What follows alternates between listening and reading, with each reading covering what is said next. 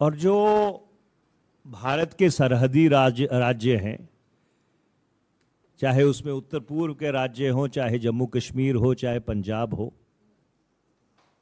उसमें जब भी अमन और शांति बिगड़ती है, सांप्रदायिक सौहार्द खराब होता है,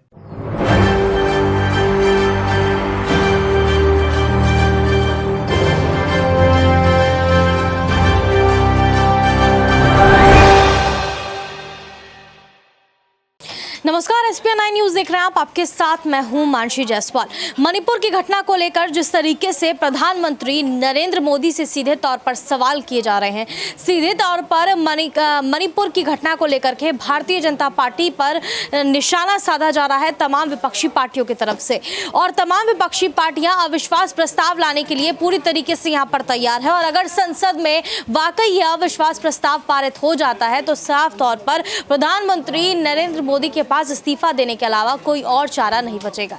जिस तरीके से प्रधानमंत्री नरेंद्र मोदी मणिपुर की घटना को लेकर लगातार जो है सवालों के घेरे में खड़े होते जा रहे हैं, उसी के मद्देनजर यहां पर तमाम विपक्षी पार्टियों को एक मौका मिल गया है 2024 में प्रधानमंत्री नरेंद्र मोदी के खिलाफ लड़ाई लड़ने का, जनता को यह दिखाने का कि देखिए मणिपुर की बेटियों को जब इंसाफ नहीं दिला पा रहे हैं प्रधानमंत्री नरेंद्र मोदी, तो फिर पूरे देश की सुरक्षा व्यवस्था कैसे संभालेंगे। 2024 के लोकसभा चुनाव में क्या वाकई प्रधानमंत्री नरेंद्र मोदी की बड़ी हार होती हुई नजर आएगी, क्योंकि जिस तरीके से मणिपुर की घटना सबके सामने आई है उसके बाद से पूरे देश में आक्रोश है।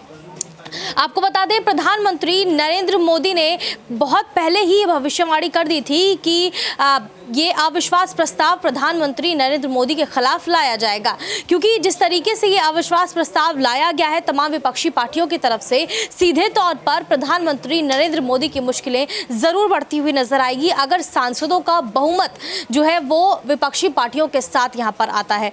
तो अगर बहुमत का आंकड़ा पार कर लेती है तमाम विपक्षी पार्टियां इस अविश्वास प्रस्ताव पर को जुटाने के लिए, समर्थन के लिए, तो क्या वाकई यहाँ पर जो है प्रधानमंत्री नरेंद्र मोदी को अपना इस्तीफा यहाँ पर देना पड़ेगा और सीधे तौर पर जो है ये सरकार अयोग्य साबित हो जाएगी। केंद्र सरकार के खिलाफ यह अविश्वास प्रस्ताव लाया गया है। बहरहाल केंद्र सरकार के खिलाफ कांग्रेस पार्टी क्या कुछ मणिपुर को लेकर के कह रही है, सुनिए। उत्तर पूर्व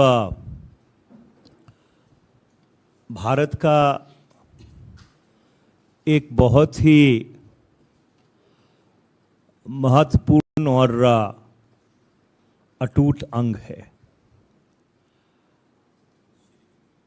उत्तर पूर्व में अगर कोई अस्थिरता होती है तो उसके दूरगामी परिणाम भारत की राष्ट्रीय सुरक्षा के ऊपर भी पड़ते हैं। अगर आप भारत के संविधान को अपने संज्ञान में लें तो भारत की जो संविधान की धारा 371 है और उसके जो ए से लेकर एफ तक भाग हैं, वो इस बात को सुनिश्चित करते हैं कि उत्तर पूर्व राज्यों के लिए भारत के संविधान में एक विशेष स्थान है और एक विशेष अरेंजमेंट किया गया है। और जो भारत के सरहदी राज्य हैं, चाहे उसमें उत्तर पूर्व के राज्य हों, चाहे जम्मू कश्मीर हो, चाहे पंजाब हो, उसमें जब भी अमन और शांति बिगड़ती है, सांप्रदायिक सौहार्द खराब होता है,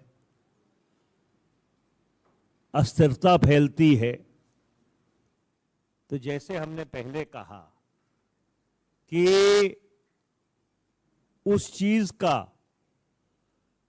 जो असर है वो नकारात्मक होता है और दूरगामी होता है। मणिपुर में पिछले 78 दिन से जिस तरह की परिस्थितियां उत्पन्न हुई हैं, जिस तरह की परिस्थितियां बनी हैं, उससे सारे देश में एक जिसे अंग्रेजी में कहते हैं रिवल्शन का माहौल है। जिस तरह की खबरें सार्वजनिक हुई हैं और खुद प्रधानमंत्री श्री नरेंद्र मोदी ने संसद का जब बारिश का सत्र शुरू होने से पहले इस बात को कहा था कि मणिपुर में जो घटनाएं हुई हैं उससे हमारे सबका सर शर्म से झुक जाता है। तो ये बड़ी आश्चर्य की बात है कि अगर प्रधानमंत्री ये मानते हैं कि हमारा 140 करोड़ भारतवासियों का सर शर्म से झुक जाता है, तो उनको संसद के समक्ष आकर, लोकसभा और राज्यसभा के समक्ष आकर इस बात को कहने का क्या संकोच है?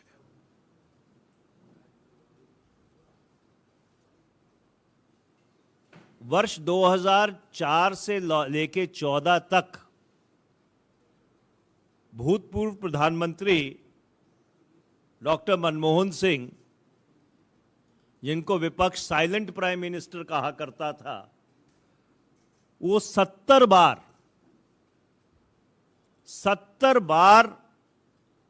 वो संसद के समक्ष बोले।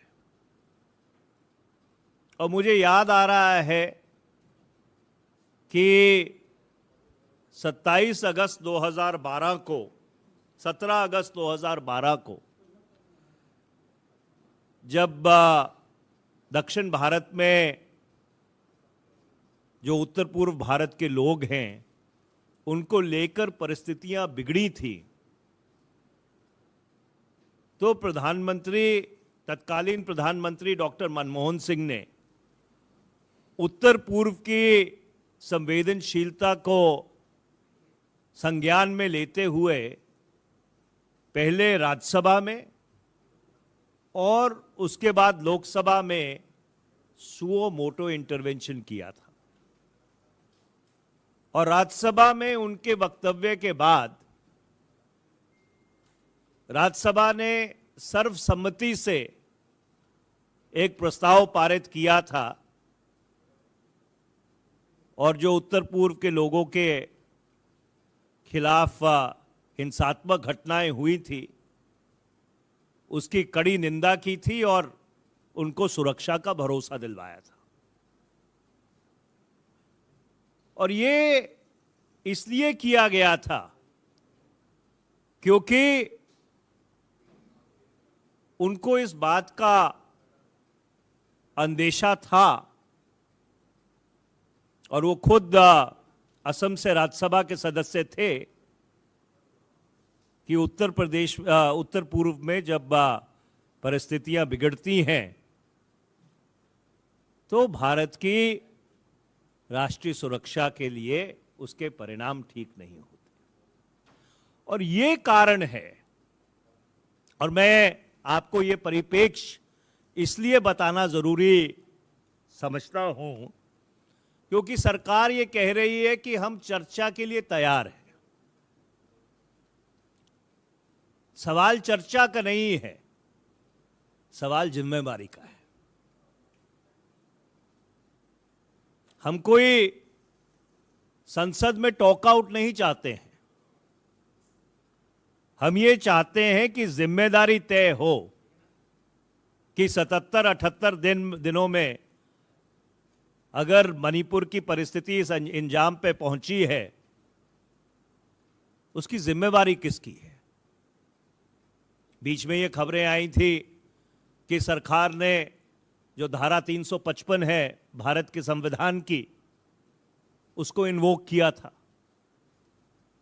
क्या वो बात सही है, नहीं सही है? क्योंकि उसका कोई फॉर्मल नोटिफिकेशन तो नहीं हुआ था।